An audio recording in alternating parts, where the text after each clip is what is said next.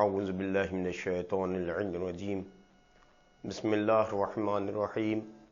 الحمدللہ رب العالمین والصلاة والسلام علی اشرف الانبیاء والمرسلین سیدنا و مولانا و شفیع ذنوبنا و طبیب نفوسنا و حبیب قلوبنا ابی القاسم محمد اللہم صلی علی محمد و آل محمد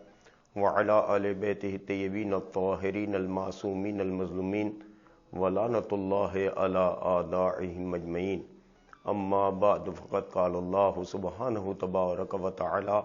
فی کتابہ المبین وہو اصدق الصادقین وقولہ الحق بسم اللہ الرحمن الرحیم ورفعنا لک ذکرک۔ قرآن کریم کے سورہ نمبر 94 میں، جس کی آیت نمبر 4 ہے 30ویں پارے میں، اس میں یہ ذکر ہو رہا ہے کہ وَرَفَعْنَا لَكَ ذِكْرَكَ، اور ہم نے تمہارے ذکر کو بلند کر دیا۔ ظاہر سی بات ہے کہ قرآن راز و بھری کتاب ہے، بعض باتیں بالکل واضح طور پہ آ جاتی ہیں اور بعض باتیں اس میں اشارے میں آتی ہیں، اور اشاروں کے ذریعے سے ہی بہت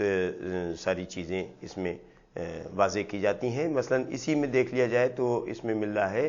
وَرَفَعْنَا لَكَ ذِكْرَكَ، اور ہم نے تمہارے ذکر کو بلند کر دیا۔ اور قرآن وہ عظیم کتاب ہے جو اپنے قاری کو غور و فکر کی دعوت بھی دیتی ہے، اور جگہ جگہ قاری قرآن کے ذہن کو متوجہ کرتی ہے کہ افلا تدبرون، افلا تعقلون،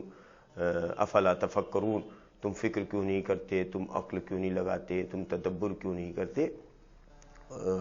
اور یہی راز وہ ہیں جو شروع سے ہی ہمیں قرآن کریم میں مل جاتے ہیں۔ مثلا سورہ بقرہ ہے، سورہ آل عمران ہے، سورہ اعراف ہے، سورہ ابراہیم ہے، سورہ یوسف ہے، بہت سارے سورے ایسے ہیں، سورہ مریم ہے، نمل ہے، بہت سارے سورے ایسے ہیں جس میں حروف مقطعات کے ذریعے سے بہت سارے راز موجود ہیں۔ الف لام میم ہے، حامیم ہے، طٰہٰ ہے، یاسین ہے، کاف ہا یا عین صاد وغیرہ وغیرہ۔ لیکن یہ قرآن جو ہے جو اشاروں میں بات کرتا ہے اور اپنے قاری سے یہ کہتا ہے کہ تم تدبر کرو، تم غور کرو، تم فکر کرو تاکہ کچھ نتیجہ نکال سکو۔ اسی لیے اکثر قاری قرآن کریم میں غور و فکر کرتے ہیں، جو ہماری نظروں میں تفسیر کی شکل میں آ جاتے ہیں۔ یہ تدبر ہے یا معصومین کے قول ہے یا اور دوسرے ذرائع ہیں جس کے ذریعے سے ہم کچھ نہ کچھ ثابت کرتے ہیں۔ میں جو پچھلے 5-6 سال سے نمبر سسٹم کے حوالے سے معصومین کی فضیلت پر کام کرنے کی کوشش کر رہا ہوں، اپنی مطلب یہ علمی کے ساتھ ساتھ، تو بعض چیزیں نگاہوں کے سامنے آ رہی ہیں اور عجیب عجیب انکشافات ہو رہے ہیں۔ اس میں رفعنا لک ذکرک، اور ہم نے تمہارے ذکر کو بلند کر دیا۔ تلاش کرنے کی یہ ضرورت ہے کہ آخر اللہ نے کس کے ذکر کو بلند کیا۔ صاف صاف کہا جا رہا ہے رفعنا لک ذکرک، ہم نے بلند کر دیا لکا تمہارے ذکر کو۔ تو ظاہر سی بات ہے کہ جس کے ذکر کو اللہ بلند کر دے اس کو کون گھٹا سکتا ہے۔ آج ہم لوگ شب اربعین میں بیٹھے ہوئے ہیں اور امام حسین کے اس لٹے ہوئے قافلے کا ذکر کرنا ہے جو قید خانہ شام سے چھوٹ کے کربلا کی طرف جا رہا ہے اور اربعین کے روز جو ہے وہاں پہ پہنچ جاتا ہے۔ سوچنا پڑے گا کہ وہ گھرانہ جس کے قریب قریب ایک ایک فرد کو کربلا میں روز عاشوراء ذبح کر ڈالا گیا، بچے ہوئے لوگوں کو اسیر کر کے کوفہ کے بازاروں میں، شام کے بازاروں میں، کوفے کے دربار میں، کوفے کے قید خانے میں، شام کا بازار، دربار، قید خانہ وہاں پہ رکھا گیا، اور پھر اس کے بعد جو ہے انہیں رہا کیا گیا، اور یہ لوگ 3 دن شام میں غم منانے کے بعد جب کربلا واپس آئے تو اس کے پیچھے سوچنا یہ پڑے گا کہ آخر کربلا کے جو 72 شہید ہیں جس میں خود امام حسین بھی شامل ہیں، ان کو شہید کرنے کے بعد آخر اب کیا ضرورت پڑ گئی تھی کہ عورتوں کے ہاتھوں میں رسن باندھی جائے، عابد بیمار کے ہاتھوں میں ہتھکڑی اور بیڑی باندھی جائے، جو حسین کی یتیمہ ہے سکینہ اس کی گردن میں رسی باندھی جائے، اس کی کیا ضرورت پڑ گئی اور کیوں بازاروں میں پھرایا گیا؟ تو اس کے پیچھے صرف ایک ہی نتیجہ نکلے گا، وہ یہ کہ ان کی طرف کے لوگ بازاروں میں پہنچنے کے بعد لوگوں کو یہ بات بتا رہے تھے کہ یہ وہ قافلہ ہے جس نے یزید کے خلاف خروج کیا تھا، اور یہ ان کی عورتیں ہیں جن کو ہم اسیر کر کے لا رہے ہیں، ان کا تماشا آ کے دیکھو۔ اس کے پیچھے بس ایک ہی بات سمجھ میں آتی ہے کہ اس طرح سے وہ ان لوگوں کے ذکر کو ہمیشہ ہمیشہ کے لیے ختم کر دینا چاہتا تھا۔ لیکن سید سجاد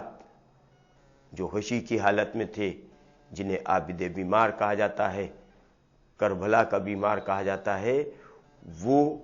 جناب زینب، جناب ام کلثوم اور بعض جگہ جناب سکینہ یا اور دوسرے لوگ، یہ وہ لوگ ہیں جنہوں نے کربلا کے واقعے کو زندہ رکھا، جہاں پر ان عورتوں کی زبان نہیں کھلنا چاہیے تھی۔ فکری طور پہ، عقلی طور پہ یہی بات سمجھ میں آ رہی ہے کہ جو کبھی بھی نامحرموں کے مجمع میں نہ آئی ہو، کسی سے گفتگو نہ آئی ہو، وہ بے مقنع و چادر آئے اور جگہ جگہ اپنی تقریروں سے لوگوں کو للکارے، اور اس کے بعد یہ کہے کہ تم نے حسین کو 3 دن کا بھوکا پیاسا رلا رلا کے شہید کر دیا گیا، جبکہ ہم اس گھرانے سے تعلق رکھتے ہیں، یعنی رسول کے گھرانے سے تعلق رکھتے ہیں۔ یا امام زین العابدین علیہ الصلوۃ والسلام جگہ جگہ لوگوں سے کہہ رہے ہیں کہ بھئی تم اپنی زبان سے یہ بات نہ کہو، اس لیے کہ تم تو قاری قرآن رکھ رہے ہو، تم قاری قرآن ہو، تم حافظ قرآن ہو، تم نے یہ آیت پڑھی ہے انما یرید اللہ، تم نے آیت پڑھی ہے قل لا اسألکم، اور اس سے مراد ہم ہی ہیں۔ تو جگہ جگہ اپنے کو یا جب دربار میں اذان دی جا رہی ہے بے وقت، اس وقت آواز دی گئی جب امام زین العابدین علیہ الصلوۃ والسلام نے یہ بات کہی کہ جو مجھے پہچانتا ہے وہ تو پہچانتا ہی ہے، جو نہیں پہچانتا ہے وہ پہچان لے کہ ہم کس کے گھرانے سے تعلق رکھتے ہیں، ہم کس کی اولاد ہیں۔ اور دربار میں ایک قرآن مچا ہوا پیدا ہوا، اور اس کے بعد یہ کہا گیا کہ بھئی اذان دی جائے، اور اذان دی جا رہی ہے، امام زین العابدین خاموش ہیں، اور اس کے بعد جب اشہد ان محمد رسول اللہ کی بات آتی ہے تب امام زین العابدین یزید کی طرف متوجہ ہوئے اور کہا کہ بتاؤ یہ تمہارے جد کا نام ہے کہ میرے جد کا نام ہے؟ تو گویا اس طرح سے آپ نے ان کو اپنے کو بتایا کہ ہم کس کی اولاد ہیں، ہم رسول کے گھرانے سے تعلق رکھتے ہیں، اور میرے بابا کو کربلا میں رلا رلا کے 3 دن کا بھوکا پیاسا شہید کرا۔ بہرحال یہ ماننا پڑے گا کہ 10 محرم کے بعد سے لے کر تقریباً سال بھر تک، بلکہ اس سے بھی کچھ تھوڑا زیادہ وقت تک یہ کوشش بھرپور کی گئی کہ کسی طرح سے ان کا ذکر ہمیشہ ہمیشہ کے لیے دب جائے۔ لیکن اللہ جس کے ذکر کو بلند کر دیتا ہے، کیا اس کے ذکر کو کوئی دبا سکتا ہے؟ تاریخیں بتاتی ہیں، واقعات بتاتے ہیں کہ لوگ اگر قید خانے شام کے سامنے سے گزرتے تھے تو یہ کہتے ہوئے نظر آتے تھے کہ یہ کیسے قیدی ہیں جن کے لیے کچھ کھانے پانے کا انتظام کیا جائے، بہت بھوکے و پیاسے لگ رہے ہیں، اسیر لگ رہے ہیں۔ بچی ہے جو قید خانے کی سلاخیں پکڑی ہوئی کہہ رہی ہے کہ ہم مدینے کب جائیں گے۔ ان لوگوں کو دیکھ دیکھ کر لوگ اپنے آپ ان کی طرف متوجہ ہو رہے تھے، اور پھر یہ بتاتے ہیں کہ ہم کس کے گھرانے سے تعلق۔ کیوں ایسا ہو رہا ہے؟ تاکہ یہ ذکر دب جائے اور کوئی یہ نہ سمجھ پائے کہ کس نے حسین کے اوپر ظلم کیا، کس نے حسین کے 6 مہینے کے بچے کو بھی تیرے سے شعبہ سے ذبح کر ڈالا، تاکہ یہ ذکر دب جائے۔ لیکن قرآن کہہ رہا ہے وَرَفَعْنَا لَكَ ذِكْرَكَ، جس کا دنیا کا ہر مسلمان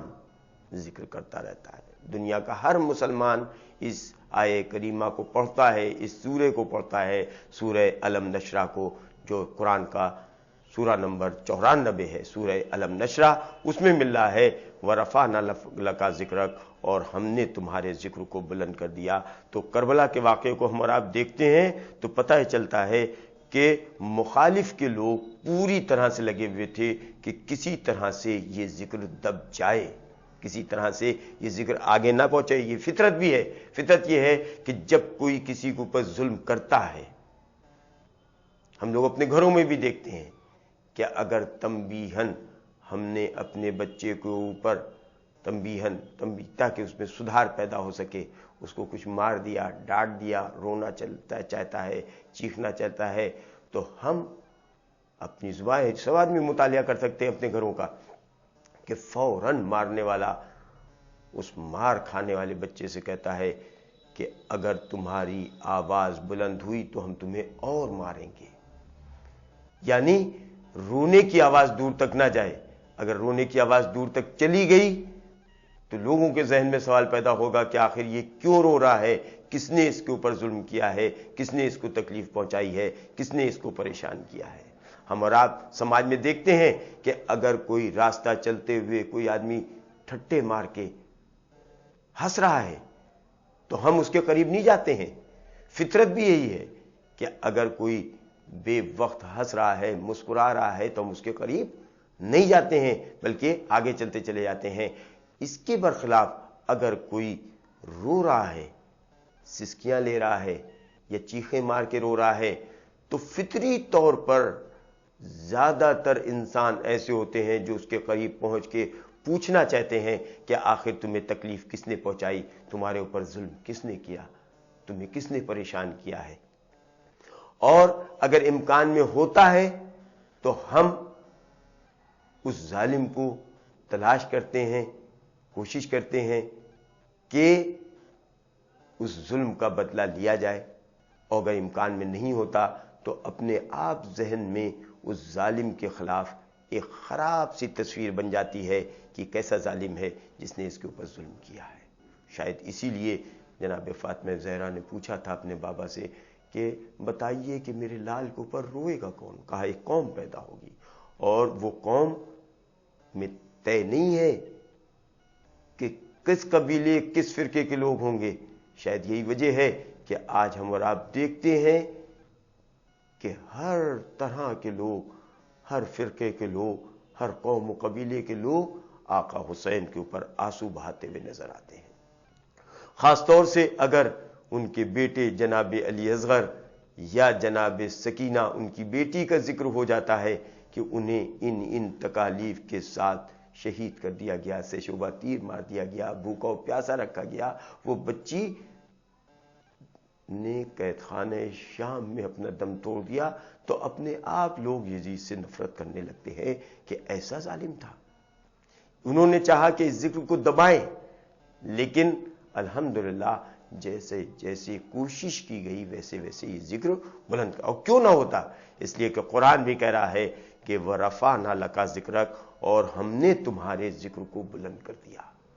تو تمہارے ذکر کو بلند کر دیا، قرآن چونکہ غور و فکر کی دعوت دیتا ہے، اس لیے ہمیں ان لوگوں کو تلاش کرنا پڑے گا کہ آخر کس کے ذکر کو قرآن نے بلند کیا ہے، اللہ نے کس کے ذکر کو بلند کیا ہے، ہمیں ان لوگوں کو تلاش کرنا پڑے گا۔ جب ہم لوگ اس آیت کے ٹکڑے پر ہم لوگ غور کرتے ہیں، رفعنا لکا ذکرک، تو اپنے آپ اس میں چھپا ہوا راز سامنے آتا ہے، اور یہ سمجھ میں آتا ہے کہ ممکن ہے کہ نمبر سسٹم کے حوالے سے پروردگار عالم نے اشارہ کیا ہو کہ ہم نے کس کے ذکر کو بلند کیا۔ رفعنا، جب علم العادات کے حوالے سے رفعنا کے ہم لوگ اعداد نکالتے ہیں، رفعنا یعنی ہم نے بلند کیا، رے، فے، عین، نون اور الف،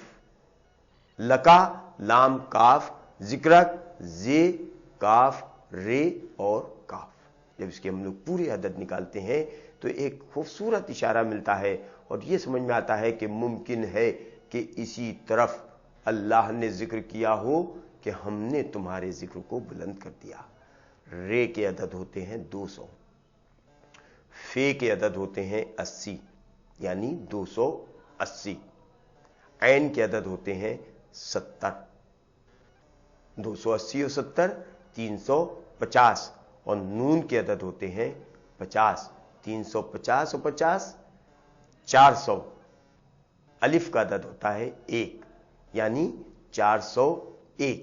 پھر آیا لکا، لام کے عدد ہوتے ہیں 30، 401 اور 30 431۔ پھر آیا کام، کاف کے 20، 431 اور 20 451۔ پھر زال، زال کے عدد ہوتے ہیں 700، 451 اور 700 1151۔ پھر آیا کاف، کاف کے 20، 1151 اور 20 1171۔ پھر آیا رے، رے کے عدد ہوتے ہیں 200، 1171 اور 200 1371۔ پھر آخر میں آیا کاف، کاف کے 20 1371 اور 20 1391۔ رفعنا لکا ذکرک کے کل عدد آئے 1391، اور جب ہم اس کو یونٹ بناتے ہیں، اکائی بناتے ہیں، اس لیے کہ لکی نمبر ہمیشہ اکائی میں ہوتا ہے 1 سے 9 کے بیچ میں، تو رفعنا لکا ذکرک جس کے 1391 نکل کے آئے، 1 + 3 + 9 + 1، 1 اور 3 4 اور 9 13 اور 1 14، دہائی میں گنتی ہمیں ملی 14 کی، اور جب اس کو ہم اکائی تک لے کے آئے تو 1 + 4 = 5 ہو جاتا ہے۔ تو ممکن ہے کہ اس نمبر سسٹم کے حوالے سے پروردگار عالم نے ہر قاری قرآن کے ذہن تک یہ بات پہنچانا چاہیے ہو کہ جب اس کا عدد واحد 5 نکل کے آ رہا ہے، 1391 کے حوالے سے عدد واحد 5 نکل کے آ رہا ہے اور دہائی میں 14 کی گنتی ہے، گویا ہر قاری قرآن یہ سمجھ جائے کہ ہم نے پنجتن پاک جس کے اوپر 14 کا گلدستہ لگا ہوا ہے، ان کے ذکر کو ہم نے بلند کر رکھا ہے، اور جس کے ذکر کو اللہ بلند کر دے اس کے ذکر کو کون گھٹا سکتا ہے۔ اور اس میں بھی اگر ہم لوگ غور کریں تو رفعنا میں ہی ایک خوبصورت راز چھپا ہوا ہے۔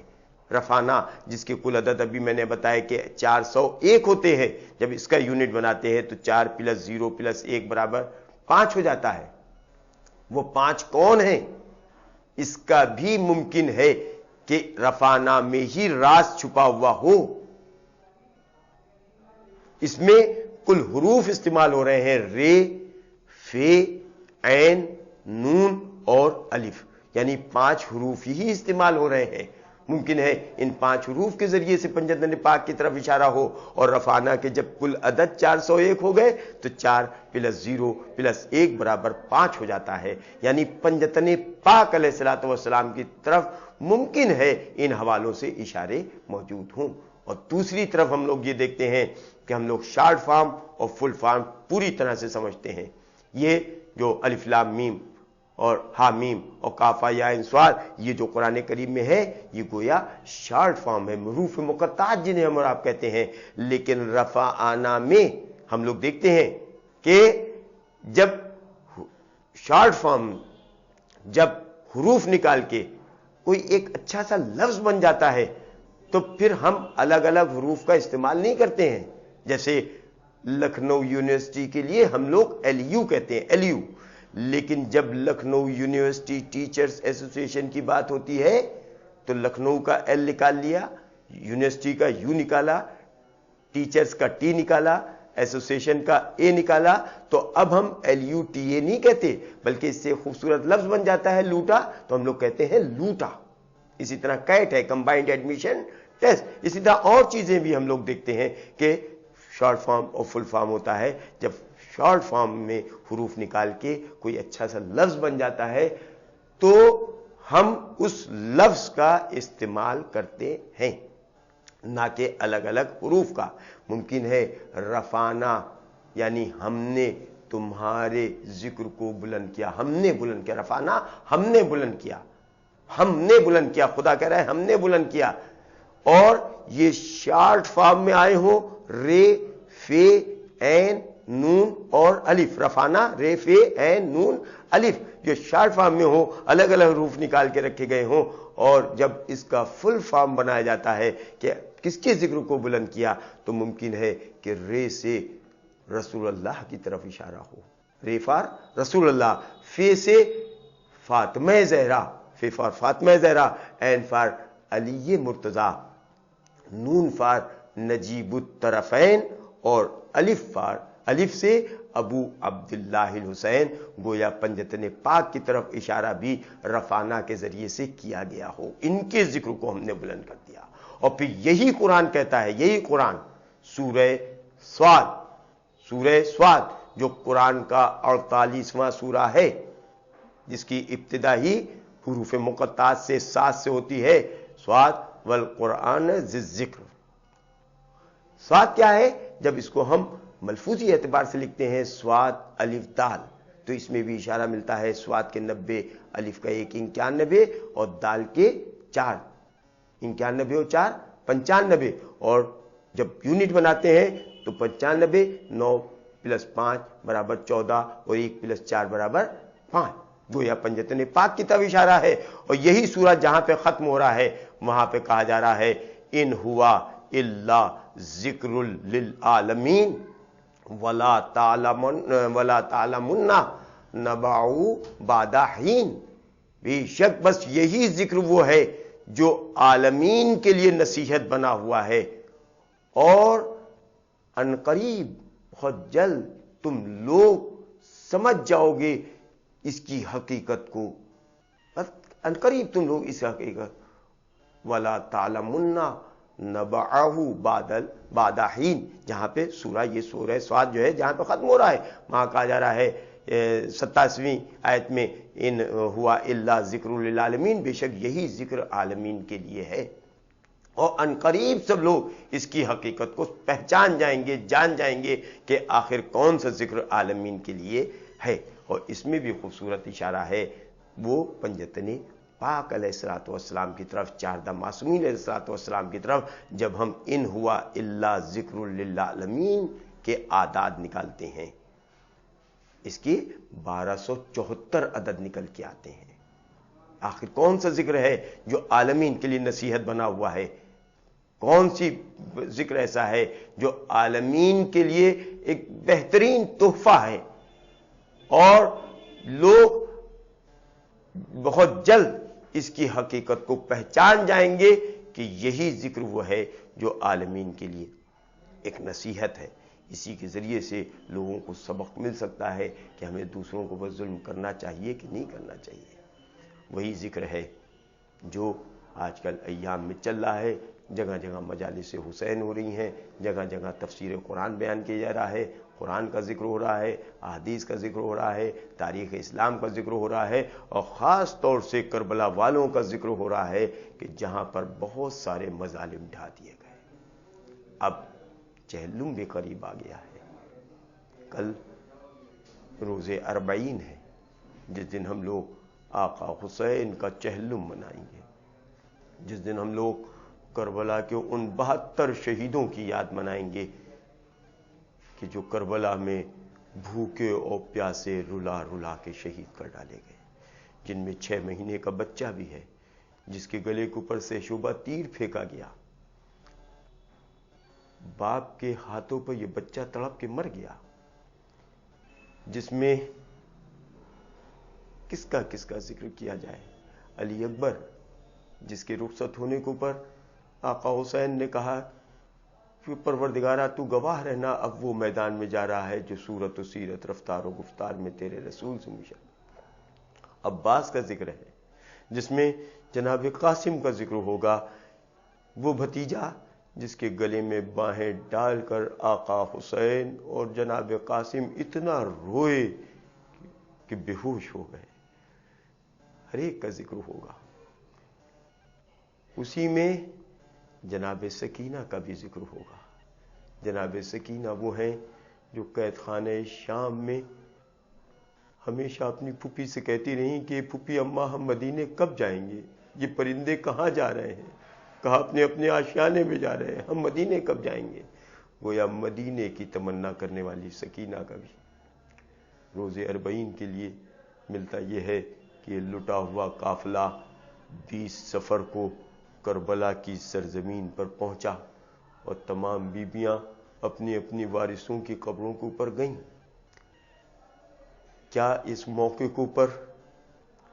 ہر ایک کو جناب سکینہ نہ یاد آ رہی ہوں گی،